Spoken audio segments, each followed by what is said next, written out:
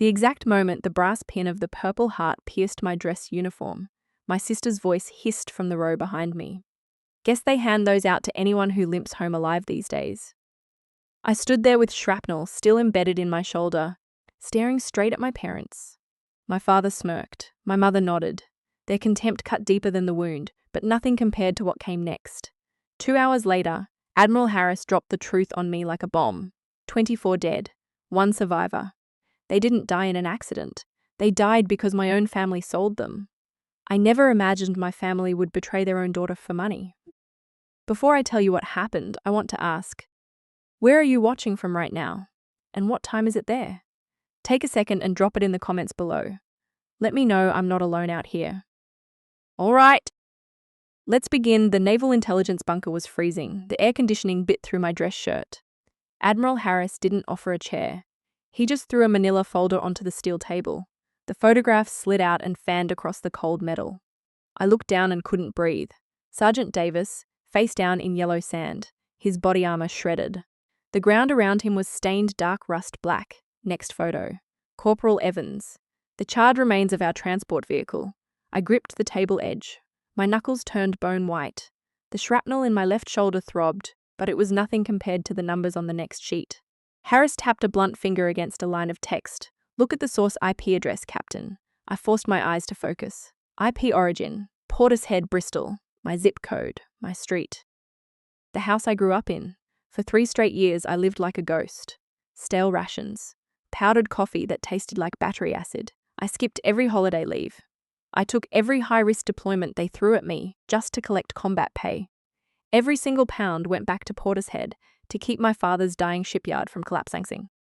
I bled in the sand to save Richard's empire of rust and bad debt. He said it was never enough. Looking at the encrypted routing numbers, the reality hit me. He didn't just take my hazard pay. He piggybacked off the secure network router I paid to install. He sold the exact GPS coordinates of my convoy to an offshore broker called MRG. 24 American soldiers wiped out for what? My eyes scanned the wire transfer receipt. £5,200, that was it. The price of 24 human lives. The price of his own daughter. Not even enough to buy a decent used truck. A cold block of ice formed in my gut. I didn't cry. I didn't scream. The military strips the panic out of you and replaces it with protocol.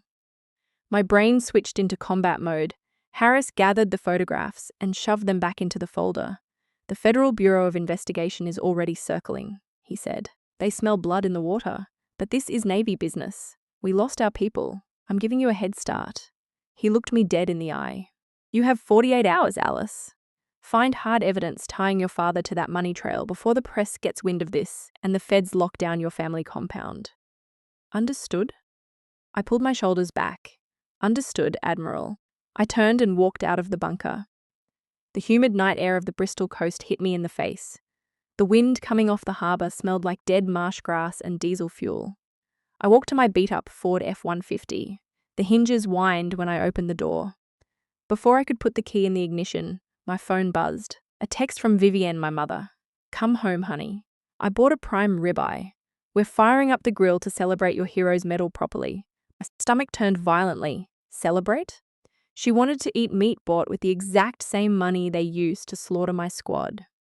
She wanted to sit across a dining table and look at the medal they pinned on my chest because of a massacre they orchestrated. I stared at the glowing words until they blurred into white noise. I didn't reply. I tossed the phone onto the passenger seat and gripped the steering wheel until my hands went completely numb. I turned the key. The engine roared to life. They thought I was just a survivor. They thought I was coming home to play the broken victim. They had no idea what was driving back to their house.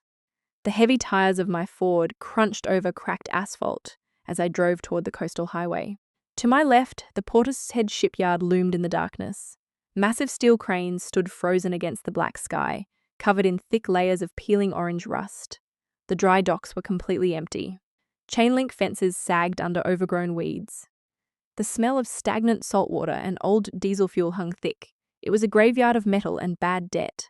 My father's empire was rotting from the inside out. 2 miles down the highway, the scenery shifted. The decay vanished. The Ashworth family estate sat behind imposing wrought iron gates. Every exterior light blazed, illuminating Pristine's landscaping. It looked like a luxury resort, a glowing monument to keeping up appearances. I parked my beat-up truck at the far edge of the circular driveway and grabbed my tactical duffel bag from the passenger seat. My left shoulder burned with a sharp, grinding ache, but I kept my back locked perfectly straight. Richard stood on the front porch. He wore a crisp linen shirt. He took a long drag from a thick Cuban cigar. The cherry glowed red in the shadows. He didn't turn his head when my boots hit the wooden steps. He didn't look at my face. He didn't look at the fresh blood-spotted bandages visible under my collar. I pushed past him without a word. The air inside the house was suffocating. The smell of aged hardwood and expensive leather was choked out by the sharp chemical stench of Arabella's cheap floral perfume. I walked into the dining room. The long table was set with fine porcelain. A thick cut of ribeye sat at the far end. The meat was completely cold. A ring of white congealed fat circled the edges. Shining under the crystal chandelier, Sebastian sat across the table, my older brother. He pushed his half-eaten plate away. His silver fork scraped hard against the expensive china. "So, are you going to spot me the cash or not?" he demanded. "No hello. No welcome home from overseas. The credit card company is threatening to freeze my accounts. I just need a bridge loan until my new crypto startup takes off." Next to him, Arabella sat slumped in a velvet chair, staring down at her phone. Her thumbs moved in a rapid, endless blur across the glowing screen. She didn't even bother to look up when I walked in. No one asked about the ambush. No one asked how 24 of my people ended up in plastic body bags. No one asked if the shrapnel in my shoulder was infected. They looked at a combat veteran who just survived a brutal massacre, and all they saw was an open checkbook. I didn't speak. I didn't pull out a chair. I looked at the cold slab of meat. I looked at Sebastian. I looked at Arabella. The silence stretched until it became heavy and suffocating. I adjusted the heavy canvas strap of my duffel bag over my good shoulder and turned my back to the table, walking toward the grand staircase in the foyer. "Hey?" Richard's voice boomed from the hallway. His heavy leather shoes slammed against the floorboards. "Do not walk away when your brother is talking to you. We made a celebratory dinner for you, and this is the respect you show?" I didn't break my stride. I climbed the carpeted stairs. His cursing faded, bouncing uselessly off the high ceilings. I walked down the second-floor hallway and reached my old bedroom, the only space in this house that was ever mine. I pushed the brass handle. The heavy hinges squeaked. I stopped dead. The room was gone. The dividing wall between my bedroom and Arabella's had been completely smashed down. The space was transformed into a massive walk-in closet. A custom-built shelving unit stretched across the wall, where my bed used to be. It was lined with dozens of pairs of designer stilettos, color-coordinated and perfectly lit by recessed light strips. The smell of new paint and expensive suede filled the air. I looked down at the hardwood floor. Shoved into the darkest corner of the room was a crushed cardboard box. I walked over and kicked the top flap open with the steel toe of my boot. My Navy Achievement medals, my basic training graduation photograph, the framed commendation letter from the Secretary of the Navy, all tossed into the box like household garbage. The glass on the frame was spiderwebbed with jagged cracks. The thick certificate paper was crumpled and stained. They didn't just steal my money. They erased my entire existence. There was no room for a bleeding soldier in a house built on high heels and lies. I didn't feel sad. I felt cold. Absolute zero. Pure detachment. I dropped my duffel bag on the hallway floor and walked straight into the master bedroom at the end of the hall. Vivian's room, my eyes shifted into target acquisition mode. I scanned the flat surfaces, bedside tables, the heavy oak dresser, the vanity desk in the far corner. I walked quietly across the plush carpet. The vanity was covered in expensive anti-aging creams and a large velvet jewelry tray. I noticed a slight disruption in the arrangement. The heavy wooden tray was sitting unevenly. I slid 2 fingers under the velvet edge and lifted it. A stiff corner of brown paper poked out. I grabbed it and pulled. A heavy manila envelope. On the top left corner, stamped in faded black ink, was an eagle gripping an anchor. The official seal of the Office of Naval Intelligence. Why did my mother have classified Navy intelligence documents hiding under her pearl necklaces? I looked at the center label. IP Surveillance Portishead. This wasn't just a tracking file. This was the digital blueprint of my own execution. I folded the thick paper in half and shoved it deep into the cargo pocket of my uniform trousers. The hunt was on, 2 in the morning. The massive Ashworth estate was dead silent. I stood at the top of the grand staircase, breathing in the cold, heavily filtered air. I reached down to the tactical sheath strapped to my right calf. The combat knife slid out with a soft metallic hiss. The grip felt heavy and rough in my palm. I moved down the carpeted hallway, heel to toe, weight balanced. I spent my childhood learning which floorboards in this house creaked, mostly to escape Richard's drunken tantrums when the shipyard lost another contract.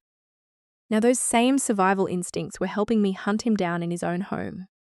I stopped outside his private office. The heavy mahogany door was cracked open a fraction of an inch. I pushed it with the flat of my palm. It swung open in complete silence. The room smelled exactly like him. Stale Cuban cigar smoke, expensive bourbon, and rotting paper. I stepped inside and shut the door. I didn't touch the brass light switch. I reached into my chest rig, unclipped a small tactical flashlight, and clicked it on. A harsh red beam cut through the pitch-black darkness. Red light preserves night vision and doesn't bleed through window blinds. I swept the beam across the room. Framed photographs lined the walls. Richard shaking hands with a state senator. Richard standing proudly in front of the shipyard docks before the rust ate through the steel. Fake smiles. Fake power. I moved behind the massive oak desk. The surface was a chaotic mess. Overdue property tax notices, union dispute forms, shipyard invoices that I knew were completely cooked. He was drowning in bad debt, desperately bailing out a sinking ship while pretending he owned the ocean. My training took over. I scanned the structural layout of the desk and locked onto the bottom right drawer. I dropped to one knee on the Persian rug and shined the red beam directly onto the heavy brass lock. There were fresh, jagged scratch marks circling the keyhole. The brass plating was scraped raw. He was in and out of this drawer constantly. A man hiding a dirty secret always checks on it. I tightened my grip on the combat knife, slid the thick steel tip into the narrow gap between the oak drawer and the desk frame. The old wood groaned. I didn't twist the handle. Twisting snaps the blade. I braced my left forearm against the thick wood and applied slow crushing leverage. Crack! The internal locking mechanism snapped like a dry bone breaking. The deadbolt slid back. I pulled the drawer open. I spent 3 years disabling reinforced blast doors and cracking insurgent supply crates in the Middle East. I never thought I would use those exact same skills to break into my own father's desk. The drawer looked like a decoy. It was packed with shredded bank statements, empty cigar tubes, and old hunting magazines. Camouflage. I ignored the junk and dug my bare hand deep into the back corner, feeling around the raw wood. My fingers brushed against a thick stack of folded paper wedged under a false bottom. I yanked it out and laid the documents flat on the desk, shining the red light directly down. The first thing I saw was a heavy embossed business card. 3 bold letters printed in the center. MRG. Underneath a generic tagline. Global Maritime Consulting. A ghost company. A front designed to wash dirty money. Stapled to the back was a standard international wire transfer receipt. The routing number pointed straight to an offshore account in the Cayman Islands. My eyes darted to the timestamp at the top. The transfer was initiated exactly 48 hours before my convoy rolled into that ambush in Syria. Then I looked at the amount. 5s and 200 pounds. My chest seized. The air froze in my throat. I stared at that number until the red light started to blur. 5, 200. 24 United States Marines and Navy personnel, blown to pieces on a dirt road, their blood baking in the desert sand. My own shoulder ripped open by jagged steel. He sold our grid coordinates. He sold our patrol schedule. He sold my life. He sold 25 American soldiers for less than the price of a cheap used sedan. I looked down at the empty wooden drawer. A sickening wave of nausea hit me. This was the exact same drawer where he used to keep the letters I wrote him from boot camp. The letters where I told him I made squad leader. He took those letters out, threw them in the trash, and replaced them with the receipt for my murder. I traced the red beam down to the bottom right corner of the transfer receipt. There it was. Richard Ashworth's sprawling, arrogant signature in heavy blue ink. He read the terms. He authorized the transfer. He accepted the blood money. The rage inside me didn't boil over. It froze solid. It turned into a heavy, unbreakable block of ice behind my ribs. My hands were perfectly steady. I pulled my encrypted phone from my cargo pocket, held it over the desk, and framed the receipt, the offshore routing numbers, and that sickening signature in the camera lens clink-click. I had the execution warrant. Now I needed to know exactly who pulled the trigger. 4 in the morning. I sat in the cab of my beat-up Ford in an abandoned strip mall parking lot. The engine idled rough. The air conditioning blasted ice-cold air straight into my face. I needed the freezing temperature. It kept the rage from burning a hole straight through my chest. I reached over to the passenger seat and unzipped my tactical bag. I pulled out my Navy-issued Panasonic Toughbook. The hinges clicked into place. I plugged the power inverter into the cigarette lighter. The screen flared to life, casting a harsh pale blue light across the dark cab. I pulled up the encrypted terminal. My fingers flew across the worn plastic keys, setting up a triple-bounced VPN tunnel, routing the signal through Frankfurt, then Tokyo, then a dummy server in Nevada. I wasn't going to let federal monitors trace this ping. Not yet. I picked up my burner phone and punched in a number I had memorized during my second tour in Fallujah. It rang twice. Yeah, a gravelly voice answered. Sleep-heavy but instantly alert. Code red Cole, I said. Broken Arrow Protocol, silence on the line. Alistair Thorne, former Navy cyber warfare. We served together in a concrete bunker in Djibouti. He was the best codebreaker I ever saw. Now he was in the civilian sector making six figures doing penetration testing for banks. Alice? Alistair sounded wide awake. I saw the casualty report. Yemen. I mean Syria. Your convoy got chewed up, they got slaughtered. What are you doing calling me on a direct line? You sound like you're off the reservation. I need a trace. Black book, no federal logging. A heavy sigh echoed on the other end. Alice, don't ask me to do this. I'm a civilian now. If I crack a federal database without clearance, I lose my job. I lose my life. I didn't beg. I didn't plead. I stared through the foggy windshield. Sergeant Davis bled out on my boots, I said. My voice cut through the static like a straight razor. His legs were gone. He looked me right in the eyes and choked on his own blood while I tried to pack his chest with gauze. You owe Davis. You owe this uniform. Tracer's company called MRG now. The line went dead quiet. Give me the target, Alistair grunted. I read the routing numbers from the photo on my phone, the ones I ripped out of Richard's locked desk drawer.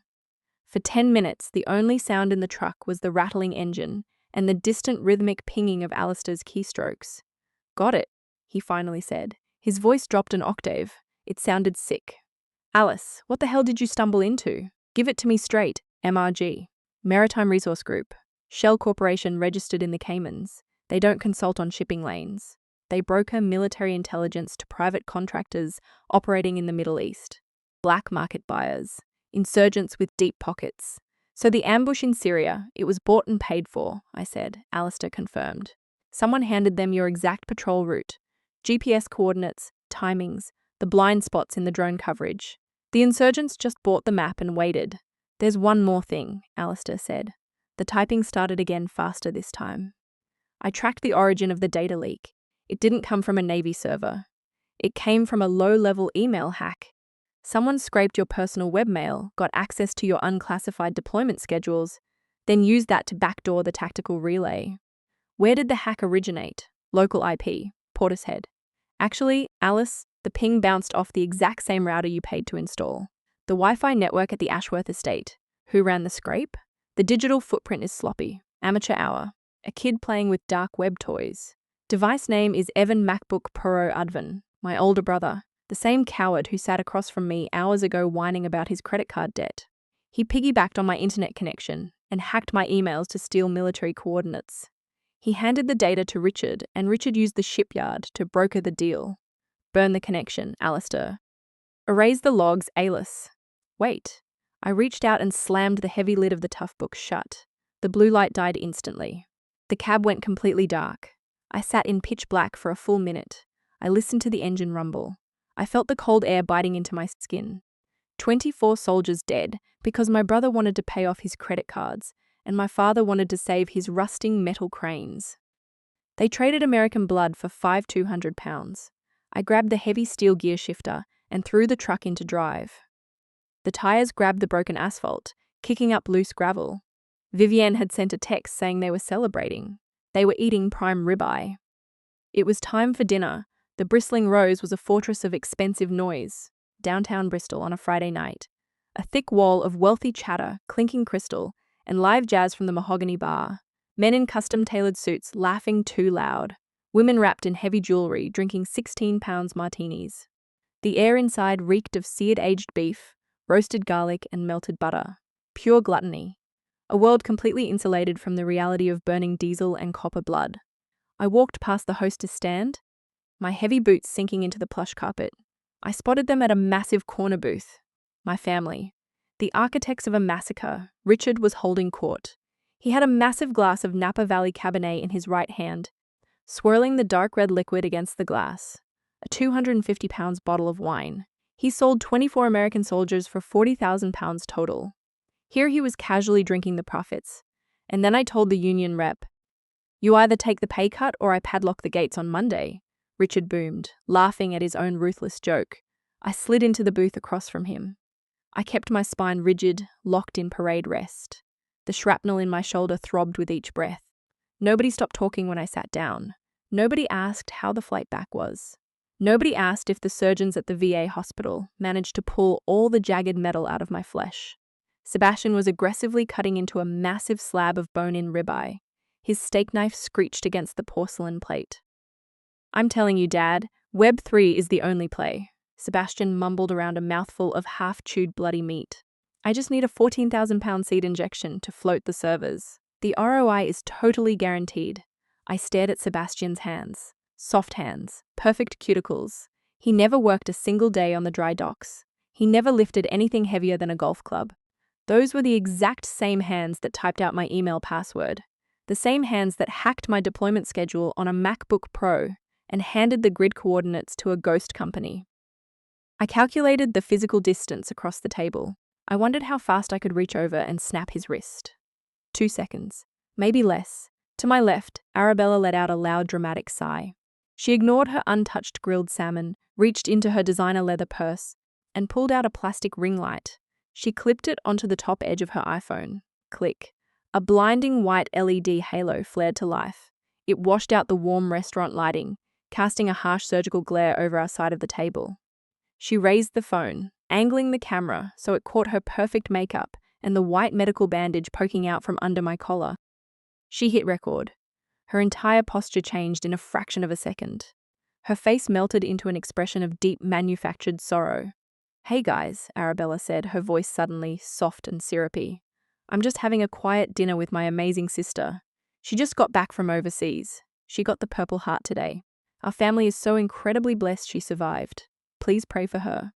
PTSD? She leaned closer, shoving the glowing lens toward my face. "Say hi to the stream, Alice. We're so proud of you." I didn't cover my face. I didn't swat the phone away. I didn't yell. I just looked into the camera lens. Then I shifted my eyes and locked them directly onto Arabella's pupils. I let the noise of the restaurant fade away. I let the smell of the roasted meat disappear. I brought it all back. The deafening roar of the roadside IED lifting the transport truck off the dirt. The blinding heat of the burning armor. The sound of Sergeant Davis gargling his own blood in the sand. I took all that violence, all that death, and I put it right behind my eyes. I gave her the 1,000-yard stare, the dead hollow look of a soldier who has completely detached from humanity. The flat, unblinking look of a killer assessing a target. Arabella's fake smile faltered. Her breath hitched in her throat. The silence radiating off me was heavy, a physical weight pushing against her chest. I didn't blink. I stared right through her skull. Her hands started to tremble. The ring light shook, casting jagged shadows across the leather booth. Arabella stammered. Her voice cracked. The syrupy influencer tone was gone. She swallowed hard, her eyes darting away from mine. She fumbled with the screen, her thumb desperately jabbing at the end stream button. She yanked the ring light off the phone and threw it onto the table. She shrank back into the corner of the booth, pulling her arms tightly around herself. Good. Richard slammed his heavy wine glass down. Dark red liquid splashed over the rim. "What the hell is your problem, Alice? Your sister is trying to do something nice, and you sit there looking like a psychopath." Before he could finish, a sharp vibration hit my ribs. My encrypted phone tucked deep in my jacket pocket. I pulled it out under the table, kept it out of sight. Just a quick glance at the illuminated screen. A priority text message from Admiral Harris. "Funds moving. Targets spooked. They're scrubbing the Cayman accounts. Move now." They knew the feds were circling. The blood money was running. I stood up. The sudden movement made the heavy wooden table rattle. Water sloshed over the rims of the crystal glasses. "Alice, sit back down," Richard ordered. He used his chest voice, the heavy authoritarian tone of a man used to breaking people. I reached into my front pocket. I pulled out a crumpled £75 note. Combat hazard pay. I tossed it onto the white tablecloth. It landed right next to Sebastian's half-eaten steak. My share, I said. My voice was dead air. I turned my back on them and walked straight toward the exit. Allies, don't walk away from me! Vivian's shrill voice cut through the jazz music. I didn't break my stride. I pushed through the heavy brass doors and stepped out into the humid, unforgiving night. The drive back from downtown Bristol took exactly 22 minutes. I didn't turn on the radio. I listened to the hum of the Ford's engine and the heavy thud of the tires hitting uneven coastal pavement. The fog was rolling in thick off the harbour, coating the windshield in a greasy film. My knuckles were white against the steering wheel. I kept my breathing slow and measured. 4 seconds in, hold for 4. 4 seconds out. Tactical breathing exercises from sniper school. You don't let the adrenaline spike until you're looking through the glass. I turned onto the long private driveway of the Ashworth estate. The massive house was completely dark. Not a single exterior light was left on. They beat me home. They were inside waiting like rats hiding from a hawk. I parked the truck without slamming the heavy door. I pushed it shut until the latch clicked. I walked up the front steps, slid my key into the brass lock, and pushed the heavy oak door open. The air inside the foyer was thick and suffocating. It smelled aggressively of fake lavender. Someone had plugged a cheap wax warmer into the hallway socket, desperately trying to mask the stale smell of Richard's cigar smoke and the underlying rot of this entire family. I stood in the entryway, my eyes adjusting to the dark. Vivienne was standing at the bottom of the grand staircase. My mother. She was wearing a long flowing silk nightgown. Her arms were crossed tightly over her chest. She looked small in the shadows, fragile, a perfectly practiced act. She stepped off the bottom stair, her bare feet making absolutely no sound on the polished hardwood floor. She moved toward me, her eyes wide and glassy in the dim light. Alice, she whispered. She reached her right hand out. Her perfectly manicured fingers landed directly on my left shoulder, right over the thick medical bandage, right over the raw, jagged hole where the insurgent shrapnel had ripped through my muscle. She pressed her palm down just enough to send a sharp, grinding spike of pain straight into my collarbone. "You're breaking your father's heart," she said. Her voice was soft, coated in sugar, but the venom underneath was unmistakable. Walking out of a public restaurant like that, causing a scene in front of Arabella's followers. It's embarrassing, honey. I didn't flinch. I let the pain sit there. Vivienne leaned closer. The smell of her expensive face cream mixed with the cheap lavender air freshener made my stomach turn. "We spoke to a doctor, Alice," she whispered, her voice dropping into a tone of fake tragic sympathy. "He warned us about the PTSD. He said the trauma from the ambush would make you paranoid, that you might start imagining enemies everywhere, even in your own home." She dragged her thumb across the edge of my bandage. "You're sick, honey. You're deeply unwell. Your mind is playing tricks on you. You need to stop this aggressive behavior before you tear this family apart. Because if you keep acting crazy, Richard will have no choice. We'll call the authorities. We'll tell them you're a danger to yourself. They'll lock you in a ward, Alice. For your own good, it was a flawless airtight trap, medical gaslighting. She was weaponizing my dead squad. She was using the trauma her husband bought and paid for to label me insane. If I screamed, it proved I was crazy. If I tried to explain the offshore bank accounts and the wire transfers, I was just a paranoid, broken veteran hallucinating a conspiracy. She was stripping away my credibility, turning me into a crazy person so that no one would ever believe a word I said. I didn't scream. I didn't defend myself. I didn't waste a single word arguing with a liar. I looked down at her hand resting on my bleeding shoulder. I reached up and clamped my calloused fingers around her delicate wrist. I squeezed hard. I felt the thin bones grind together under her skin. Vivienne gasped. Her eyes widened in shock. I shoved her arm away and looked straight into her dilated pupils. I gave her absolutely nothing. No anger, no tears, just the flat, dead stare of a soldier staring at a neutralized threat. "Watch your shadow," I said. My voice was a razor blade sliding across a glass table. I stepped past her and walked up the heavy wooden stairs, leaving her standing alone in the dark hallway, rubbing her bruised wrist. I walked down the second-floor hallway and pushed open the door to the guest room, the only space they left for me. I stepped inside and pushed the heavy brass deadbolt closed. Click! I dropped my tactical bag onto the bare mattress. I unzipped the side compartment, my hand wrapped around the textured polymer grip of my Navy-issued Glock 19. I pulled it out. The black steel was freezing cold in my hand.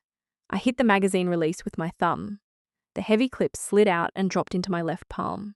I ran my thumb over the top brass casing.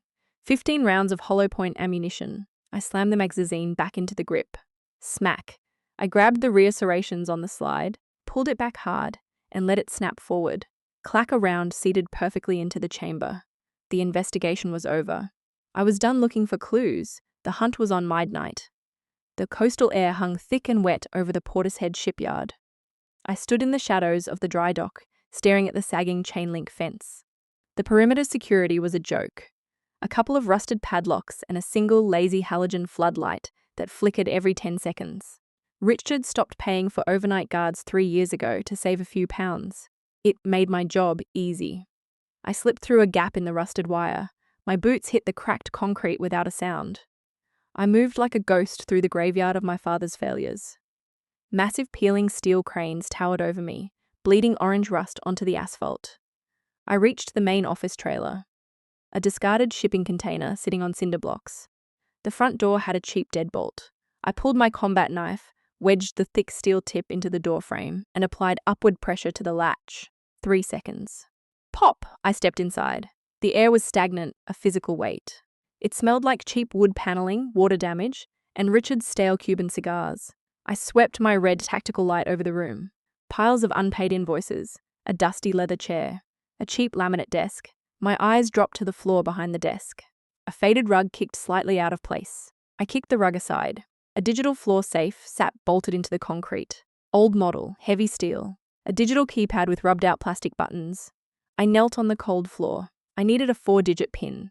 Men like Richard Powell didn't have the imagination for complex security protocols. They operated on ego and habit. I punched in 4 numbers. 0412. April 12th. Vivian's birthday. The woman he cheated on for 20 years, but the exact date he used to lock up his dirty secrets. The keypad beeped green. The heavy steel bolt slid back with a loud metallic clunk. I pulled the heavy door open. No cash, no gold. Just a single black external hard drive sitting in the center of the empty metal box. I pulled it out. It felt light in my hand. The weight of 24 human lives trapped inside a cheap plastic casing. I set my Navy Tough book on the desk and flipped the screen open. I plugged the drive into the USB port. The screen flashed pale blue, casting a sickly dead light across my face. Folders popped up, hundreds of them. Raw data. I bypassed the dummy folders labeled tax returns and union contracts. I dug straight into the encrypted partitions. There it was. A subfolder titled MRG, I opened it. A massive thread of emails between Richard and a redacted overseas server. Haggling. Negotiating. He was literally bartering with terrorists over the price of a military convoy. They offered $5,000. He pushed for 10. They settled at 7.5. My jaw locked so tight my teeth ground together. I scrolled down to the final attachment, an encrypted PDF. The file name was simple. After Otwisman.Woot Marsman Root BI ran a brute force decryption script. The progress bar crawled across the screen. 10 seconds. 20. Access granted. The document opened. A formal contractor report. A kill sheet. My eyes dragged over the black text, casualties 24. Below that, a neatly typed list of names. Davis, M. Sergeant Evans, T. Corporal, Miller S. Specialist. I read every single name. I saw their faces. Davis bleeding out in the dirt. Evans trapped in the burning transport. Miller screaming for a medic. The smell of burning diesel and charred flesh filled my nose, drowning out the stale cigar smoke. I forced my eyes further down the page. Wounded in action we are. 1. Powell. A. Captain. He knew. Richard knew exactly what happened on that dirt road. He received the itemized receipt of the massacre. He saw his own daughter's name listed under the casualties.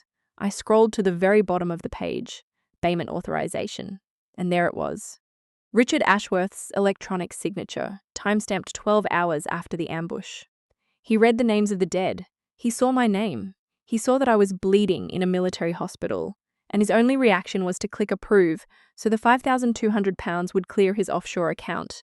I was not his daughter. I was defective merchandise. A business loss he managed to turn into a quick profit. I didn't cry. My tear ducts were completely dry. The rage inside my chest burned out, leaving nothing but absolute freezing zero. Total detachment. The psychological switch from human being to weapon. I hit the shortcut keys. I copied the entire hard drive, every single byte of data, onto a secure partitioned sector of my tough book. Transfer complete. I ripped the black hard drive out of the USB port and tossed it onto the desk. I pulled out my encrypted burner phone and opened a direct secure line to Admiral Harris. My thumbs hit the glass screen. Short, fast. Lethal target acquired. Evidence secured. Initiate perimeter. I hit send. I closed the tough book and shoved it into my tactical bag. I stood up. The shrapnel in my shoulder didn't hurt anymore. My body felt numb, weightless. I stepped out of the suffocating office trailer and back into the cold, salty night air. I stood alone in the dark shipyard and looked toward the highway. Far out in the distance, cutting through the thick coastal fog, a sound began to rise. Faint at first, then louder. A high piercing wail tearing through the silence of the Bristol night. Federal sirens, the morning news broke just before 7. I sat on the edge of my cheap apartment sofa, drinking black coffee from a styrofoam cup. The television showed a live feed of the Ashworth estate. Flashing red and blue lights cut through the heavy coastal fog. Men in dark blue windbreakers with FBI printed in bold yellow letters were hauling cardboard boxes out of the front doors. The trap snaps shut, but a rat doesn't die the second the metal hits its neck.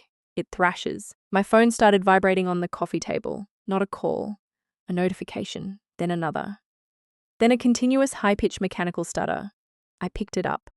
My screen was an endless waterfall of hate. Arabella was live. She sat in the front seat of her Range Rover wearing an oversized grey hoodie. The lighting was carefully angled to catch the tears streaming down her perfectly contoured cheeks. I never thought I would have to make a video like this, she choked out, staring into the lens with wide, innocent eyes. My family is under attack by my own sister. Alice came back from overseas, changed. The doctor said it was severe PTSD. We tried to get her help, but she's completely paranoid. She's having a psychotic break. And now she's using her military contacts to frame our father. The screen cut to a video clip from the steakhouse, but it was heavily edited, slowed down. The footage showed me staring into her ring light, but she had looped the exact fraction of a second, where I blinked against the harsh LED glare. With the distorted audio and slow motion, I didn't look like a soldier assessing a threat. I looked like a twitching, unhinged lunatic. The internet jury swallowed it whole. The comments rolled past in a blur of digital venom. She belongs in a psych ward. Psycho veteran. Lock her up. Cancel her. They bought the lie. A spoiled influencer cried on camera and suddenly I was the monster. I tossed the phone back onto the table. I didn't care about anonymous cowards typing from their basements, but the system did. 10 minutes later, the encrypted line rang. Admiral Harris. I hit the speaker button. Captain, Harris said. His voice sounded like it was being dragged across gravel. The feds moved on the estate. They did, but your father isn't in cuffs yet. He lawyered up and made some phone calls. A heavy sigh hissed through the cheap phone speaker. Richard Ashworth has deep pockets, Alice. He funds 2 state senators and a federal congressman. They're putting the squeeze on the Pentagon, pushing the narrative. Your sister just launched a rogue traumatized veteran, conducting a personal vendetta against a local job creator. I stared at the blank wall of my living room. The evidence is bulletproof, sir. You saw the wire transfers, the signatures. I saw it, Harris said. The FBI is processing it, but the optics are a nightmare. Until the forensics team verifies every single byte of that hard drive, Washington wants this fire put out. I'm suspended, I said. No question mark. Administrative leave effective immediately, Harris confirmed. You're stripped of rank pending a full tribunal. Don't leave your quarters. Don't speak to the press. I'm sorry, Alice. My hands are tied. The line clicked dead. I sat in the silence of my apartment. The blinds were drawn tight. The air was stale. I fought overseas for 3 years. I took a piece of jagged steel to the shoulder. I broke into a safe to hand them the man who sold American blood for pennies. And the Navy benched me because a politician complained about bad PR. Around 5 o'clock, a faint, scraping sound broke the quiet. I moved to the front door, silent on my feet. I looked down. A small white envelope had been shoved underneath the door crack. No stamp. Hand delivered. I checked the hallway through the peephole. Empty. I picked up the envelope. The paper felt cheap and rough. No return address. Just 2 words written in shaky, smeared blue ink, Captain Harrington. I tore the flap open. A single sheet of yellow legal paper was folded inside. I unfolded it. The handwriting was uneven, the letters pressing hard into the cheap paper, Dear Alice, I saw the news this morning. I saw that video your sister posted. I don't know much about the internet, but I know a liar when I see one. I'm Sergeant Davis's mother. The Navy told me how my boy died. They told me you stayed with him. You tried to stop the bleeding. You didn't leave him alone in the dirt. I don't care what those people in the suits say. I don't care what they type on their phones. You're not crazy. You fought for my son. You're bleeding for my son right now. They might be your blood, but they're not your family. Finish the fight, Captain Sarah Davis. I read the letter 3 times. The freezing block of ice in my chest finally cracked. A single drop of salt water fell from my chin and hit the bottom edge of the yellow paper, smearing the blue ink. I didn't cry for my father. I didn't cry for the career the Navy just suspended. I cried because a grieving mother sitting in an empty house understood honor better than the people who raised me. I wiped my face with the back of my hand. The skin was rough and dry. I folded the letter and put it in my pocket. I stood up. The heavy, suffocating weight of the day evaporated. The chain of command might have benched me, but a Gold Star mother just gave me my orders. I walked into my small bedroom and opened the narrow closet. Hanging in the dark, wrapped in protective plastic, was my Navy uniform. The dress whites, the highest honor uniform in the fleet. Crisp, sharp, immaculate. I reached out and ripped the plastic off. Time to take out the trash. The hearing room at the naval base was sterile and cold. It smelled like industrial floor wax and heavily filtered air. The walls were covered in cheap wood paneling. A massive American flag hung perfectly straight behind the heavy mahogany bench. I sat at the defense table. My dress whites were immaculately pressed. The fabric was stiff. The Purple Heart pinned to my chest caught the harsh glare of the fluorescent lights overhead. I sat completely motionless. Richard sat on the witness stand. He wore a custom-tailored charcoal suit. His hair was perfectly styled. But under the bright lights of the military tribunal, the cracks in his armor were visible. A thin layer of sweat coated his forehead. His heavy gold watch clanked against the wooden rail of the witness box. He leaned into the microphone. It let out a low, buzzing, static sound. He looked directly at the military judge, a 3-star general with eyes like dull steel. Your Honor. You have to understand, Richard said, his voice thick with fake emotion. He let it crack right at the end of the sentence. My daughter came back from the Middle East completely broken. The doctors warned us about the post-traumatic stress disorder. She's paranoid. She thinks everyone is out to get her. Please forgive her actions. Don't put her in a military prison. Her mind has been ruined by the war. She needs a hospital, not a court-martial. He turned his head. He looked down from the stand and locked eyes with me. It was the look, the heavy, overbearing stare he used for 20 years to force everyone in his house into submission. The look that meant, shut your mouth and do what you're told. I looked right back at him. I didn't blink. I looked straight through his skull. I looked at him the exact same way I looked at a rusted, discarded piece of scrap metal on the dry docks. He meant absolutely nothing to me. The federal prosecutor adjusted his tie. He opened his mouth to speak. He never got the chance. Admiral Harris stood up from the prosecutor's table. His chair scraped loudly against the floor. He buttoned his uniform jacket. He didn't look at Richard. He looked at the judge. With all due respect to the witness, Admiral Harris said, his voice echoing off the concrete walls, cold, absolute. The United States Navy does not need to defend Captain Harrington's mental state. We do not need a psychological evaluation. We have the physical evidence. Harris nodded to the tech officer sitting in the corner. The lights in the hearing room dimmed. A massive projector screen hummed as it lowered off the ceiling. A blinding white light hit the screen. The encrypted file from the black hard drive appeared. The after-action report, the casualty list, Sergeant Davis, Corporal Evans, 24 dead American soldiers. And right there at the bottom of the page was Richard Ashworth's digital signature. The tech officer clicked the mouse. The screen switched to a bank ledger. The offshore routing numbers. The money didn't stop at the initial deposit. The full scrape of the data revealed the final payout. £40,000, the price for an entire military convoy. The oxygen instantly vanished from the room. I watched Richard. His face turned the color of wet ash. His jaw dropped open. The mask of the concerned father shattered into a million pieces.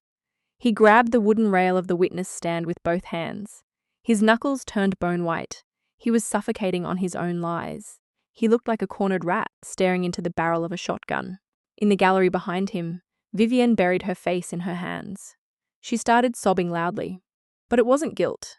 It was the hysterical, ugly crying of a woman who just realized her country club membership, her designer shoes, and her entire fake aristocratic life were gone forever. Sitting next to her, Sebastian was completely paralyzed. His eyes were wide with terror. His hands were shaking violently against his knees. He knew the federal agents already had his laptop. He knew the digital trail of the hacked emails led straight back to his bedroom. The military judge stared at the projected screen for a long time. The silence in the room was heavier than concrete. Finally, the judge turned his head. He looked down at the defense table. "Captain Harrington," the judge said. His voice was quiet, but it carried across the room. "Do you have anything to add to the record?" I pushed my chair back. I stood up. I pulled my shoulders back. My spine locked into a perfectly straight line. I felt the heavy fabric of my uniform. I felt the sharp edges of the Purple Heart resting against my chest. I didn't look at the judge. I turned my head and looked directly at Richard Ashworth. "I didn't survive that ambush because of luck," I said. Every word was a nail driven into his coffin. "I survived in spite of you." The military judge raised his wooden gavel. He brought it down hard against the sounding block. The sharp, violent crack echoed through the room. Then there was nothing but dead silence. The steel handcuffs clicked shut. A harsh mechanical ratcheting sound that echoed off the cold concrete walls of the federal courthouse. Richard didn't look back. 2 federal marshals grabbed him by the biceps and dragged him toward the heavy oak door, 20 years in a maximum security federal penitentiary. No parole, Sebastian walked right behind him. He dragged his feet. His head hung low between his shoulders, his hands trembling violently in the iron cuffs. Another 20 years. Arabella got 5 years for obstruction of justice and witness tampering. The judge didn't care about her follower count. I walked out the front doors of the courthouse. The Bristol heat hit me like a physical blow. News cameras flashed. Reporters shouted my name. I kept my eyes locked straight ahead. My chest felt completely hollow, but it wasn't a sad emptiness. It was clean, like a wound forcefully scrubbed out with iodine and coarse gauze. I drove back to my small apartment and poured a glass of tap water. A sharp knock at the door broke the heavy silence. I unholstered my Glock, kept it behind my leg, and checked the peephole. I opened the door. Imogen stood in the dim hallway. Arabella's 17-year-old daughter. She wore a faded black denim jacket. Her hands were shoved deep into her pockets. She looked exhausted, her eyes red and swollen. But her jaw was set tight. She pulled a small silver USB drive from her pocket. She held it out. "The raw footage," Imogen said. Her voice was quiet, stripped of any emotion. "Before my mother edited the timeline, put it online. Show the world you didn't blink." I took the drive. The metal was warm from her palm. "I'm dropping the last name," Imogen said. She looked past me, staring down the empty hallway at the flickering fluorescent light. "If being at Ashworth means selling out your own blood for a paycheck, I don't want it." I looked at the kid. She had her grandfather's eyes, but she didn't have his rot. "Good choice," I said. 6 years later, I took my honorable discharge from the Navy. I took my accumulated back pay, the federal injury settlement, and a VA commercial loan. I went down to the county courthouse for a closure auction. I bought the exact dirt Richard Ashworth used to build his empire of lies. I stood on the cracked, weed-choked asphalt of the Portishead shipyard. The morning sun burned off the heavy ocean fog. I drank black coffee from a dented steel thermos. A massive yellow Caterpillar excavator roared to life 30 yards away. Thick black diesel smoke pumped out of the exhaust stack, stinging my nostrils. The operator pulled the heavy levers. The steel bucket swung around and smashed directly into the side of the main office trailer. The rusted corrugated metal ripped apart with a deafening screech. The sound of tearing steel vibrated in my teeth. Glass shattered across the pavement. The rotten wood framing snapped like brittle toothpicks. I watched the machine chew Richard's office into a pile of jagged splinters. The lingering smell of his cheap cigars and stagnant water vanished instantly, blown away by the sharp, salty Atlantic wind. We cleared the rubble. We brought in dump trucks and poured fresh concrete over the poisoned dirt. We built something that actually mattered. The Davis Moral Leadership Academy, a concrete and glass training center for Gold Star families and transitioning veterans. I stood on the second-floor balcony. I rested my forearms against the cold-painted steel railing. The smell of fresh pine lumber and wet ocean salt filled my lungs. The heavy door opened behind me. Black boots hit the composite deck with a measured, disciplined rhythm. Imogen walked up and stood beside me. She was 22 now. She wore a crisp navy cadet uniform. The white fabric was spotless. Her brass belt buckle caught the morning sunlight. She kept her spine perfectly straight, her shoulders pulled back. She learned that stance from me. We stood in silence.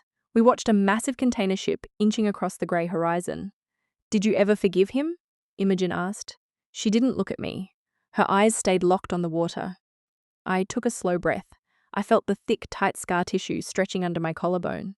"Forgiveness is not forgetting," I said. My voice was calm and flat. "Forgiveness is just stripping away their power to live in your head." I was born into a legacy of betrayal. I was supposed to be a victim of it, but I crushed it. Imogen nodded once. A sharp, precise military motion. "Legacy is not what you inherit from the people who share your blood," I told her. "It's what you build with your own two hands." I turned away from the railing and walked back inside my office. I walked over to the heavy oak desk.